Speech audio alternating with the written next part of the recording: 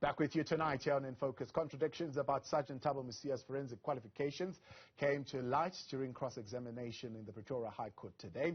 It emerged that he only obtained his former forensic qualification 5 years after he began investigating the murder of Senzo Meyiwa on the 26th of October 2014.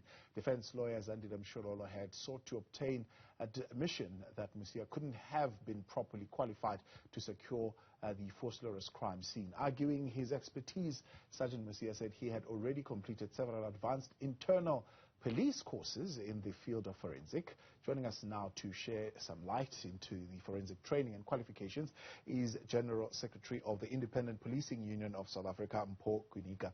Mpho, good evening, and thank you very much for your time and for joining us tonight on In Focus. I mean, conversation currently on social media because of the testimony of Sergeant Thabo Mosia is around the qualification. And many people are asking, is there a standard qualification for detectives in the South African Police Service, at least that qualifies them to be in the forensic services? Good evening, Thabo, and to your viewers. Yes, all police officers undergo a basic police training. And when they are done with that course, they can then choose fields where they feel that they want to venture while in this environment. Forensic is one of those environments, and it is good for one to work in that environment after you have been exposed to investigation of crime. Remember, nature does not repeat itself. It is important to master the crime scene. Hence, we see that at each and every crime scene, we've got what we call the crime scene experts. These are the people who preserve the crime scene, protect it, and make sure that they exhibit clues or anything that is going to be found at that environment which may help in the investigation of crime. It's well protected, preserved up until individualization process. Yeah. And is then therefore that training adequate? In other words, is forensic services adequately capacitated in terms of a skilled technician? If so, why the disparities that we are seeing in this particular case in how crime scene management was handled? Look, Thabo, training does not change people's attitudes. Training only helps you to understand the environment under which you operate, the aids which you need to use in resolving crimes. So it will depend on each and every person or individual who have received that training. What do they do with that training? But what we want to share with South Africans this evening is that police officers are well trained. But what happens after training is the exposure of the expertise and skills they've attained from that training. How do they employ that in resolving crime? And you know, the other thing is, you may collect all of this evidence. If you have made a mistake in the collection of evidence, you may collect, I think, each and every clue. But those clues have got ways of how they should be collected, preserved, up until it is at forensic. We call it locate principle, locate principle, continuity of possession, and then individualization. So each and every clue that is recovered from the crime scene, it has got its own ways of being preserved as well. Let me give you an example. The issue of the bullet, for it to reach IBIS, IBIS means the Integrated Ballistic Information System, which is in Pretoria. It needs to be collected from the crime scene, placed in a sealed bag. It must be entered into the SAP13. That sealed bag, which has got a serial number, when you book it off from the SAP13 to forensic in Pretoria, the people must see the same serial number and the bag must not have been tampered with up until it has arrived at the officer who is going to do the investigation. So that process is very important because it is that process, if you had faltered, it is going, the defense counsel is going to to punch holes on it. Yeah. Would you say then the reasons for poor performance would only be those which you're highlighting, lack of exposure, the attitude of the officer, and maybe mistakes in the evidence chain and how processes should be followed? Could that be the only reason for poor performance? Look, management, again, it plays a very integral role in this, because each and every movement of exhibits need to be monitored by management. The letters that are written, correspondences between the exhibit store from the policing precinct where this crime has taken place up until it arrives at the forensic, that process is managed, and it has got, you can't bypass that process. Up until it arrives there, an individualization process has happened. Then the person who have investigated those exhibits will then issue what we call the Section 212 statement.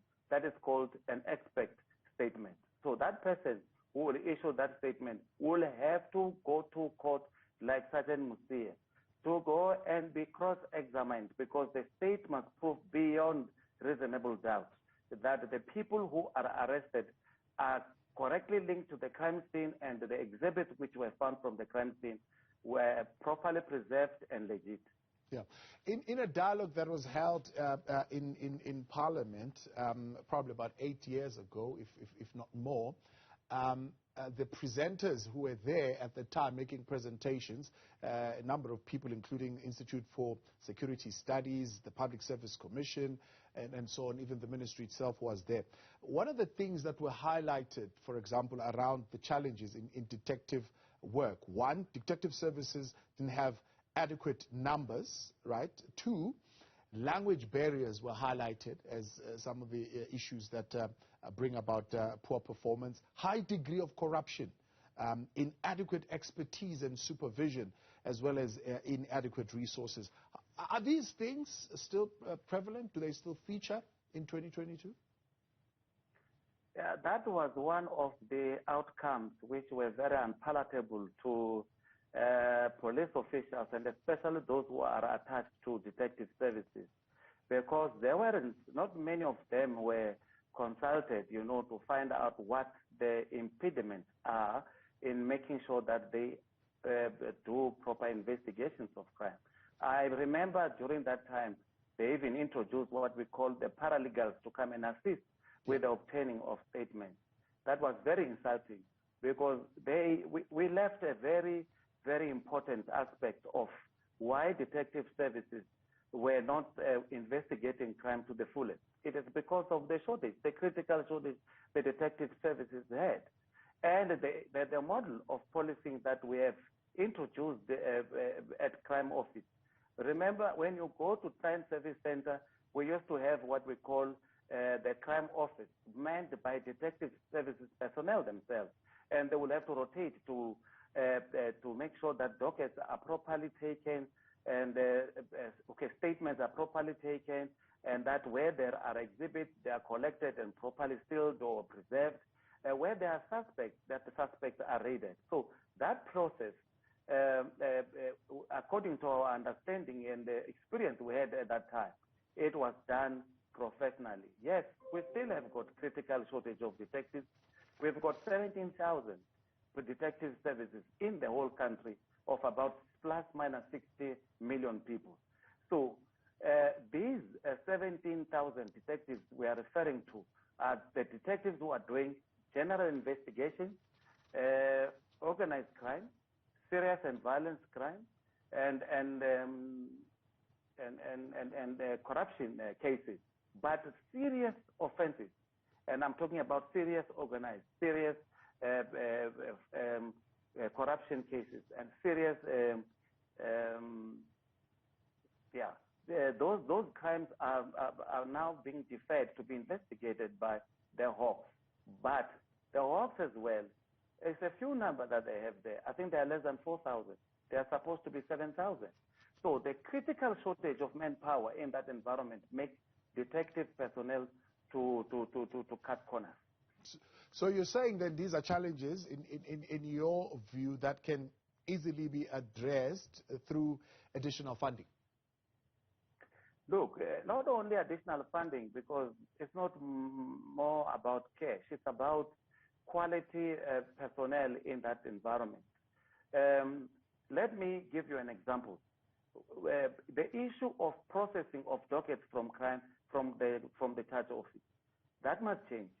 It must change now, because you cannot only have a group of people that are few who are only attached to crime office, who goes to the crime scene. Like I said in the beginning, I said nature does not repeat itself.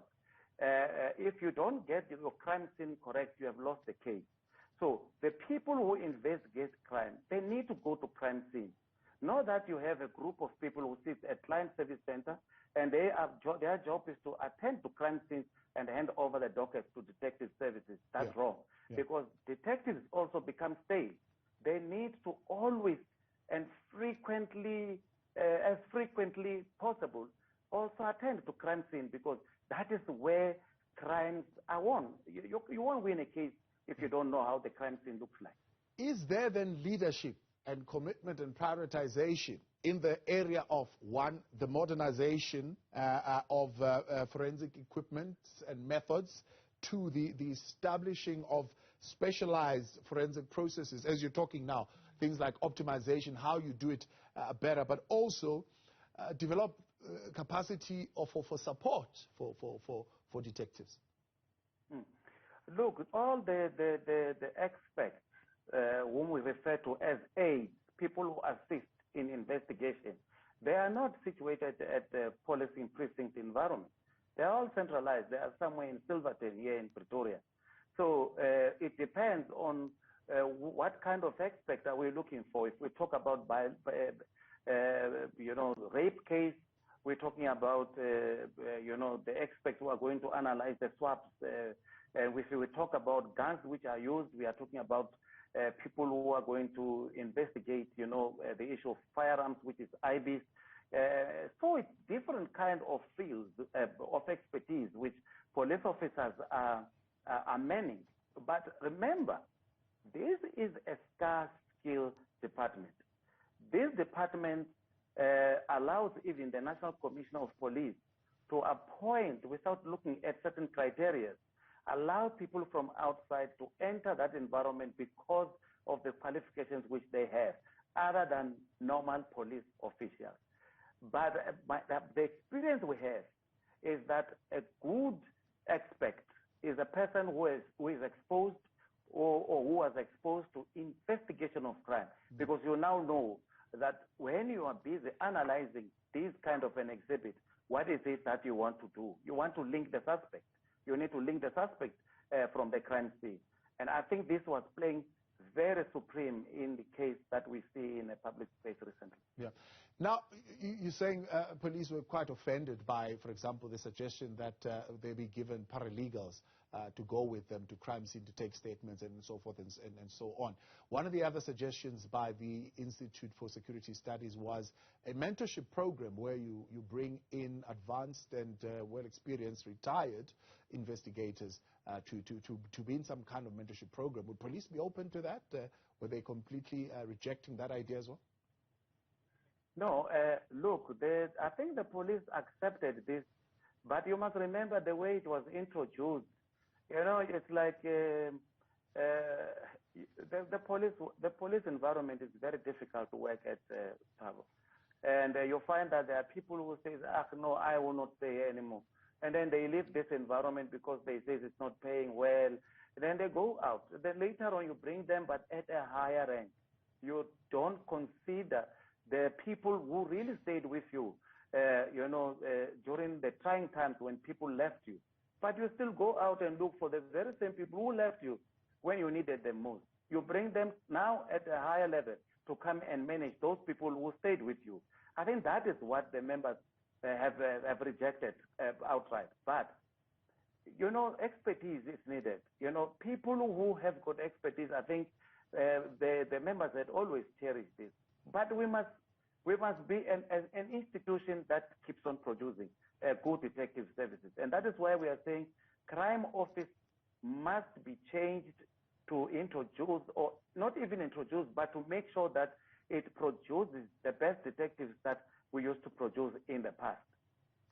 Paul Kwinika, I appreciate your time and thank you very much for that intervention and bringing some clarity then to these questions that are doing the rounds currently. Of course, people watching what's coming out of the cross-examination of Sergeant Thabo Mosia in the Senzo Meyiwa murder trial.